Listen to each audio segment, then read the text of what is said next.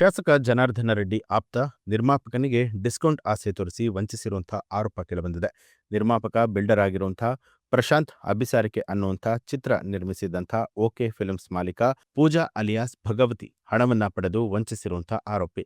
Christian missionary ಅವರು ಬಡವರಿಗೆ car ಹಂಚ್ತಾ ಇದ್ದಾರೆ. ಅರ್ಧ ಹಣವನ್ನ ನೀಡಿದ್ರೆ ಬಡವರಿಗೆ ಕಾರು ಸಿಗುತ್ತೆ. ಇದರಲ್ಲಿ ನೀವು ಇನ್ವೆಸ್ಟ್ ಮಾಡಿ ಅಂತ ಹೇಳಿ ಡಿಸ್ಕೌಂಟ್ ಆಸೆಯನ್ನ ತೋರಿಸಿ ಬರೋಬ್ಬರಿ 18 ಲಕ್ಷ ರೂಪಾಯಿಯನ್ನ ಪಡೆದಿದ್ದಾಳೆ. ಈ ಕುರಿತು ನಿರ್ಮಾಪಕ ಪ್ರಶಾಂತ್ ಕೋಣನಕುಂಟೆ ಪೊಲೀಸ್ ಠಾಣೆಗೆ ದೂರನ್ನ ಕೊಟ್ಟಿದ್ದು, ಪೂಜಾ, ವೀಣಾ, ಸೆಲ್ವಕುಮಾರ್, ಶ್ಯಾಮ್, ವಿನೋದ್ ಕುಮಾರ್ ಎಂಬುವರ ವಿರುದ್ಧ ಪ್ರಕರಣ ದಾಖಲಾಗಿದೆ.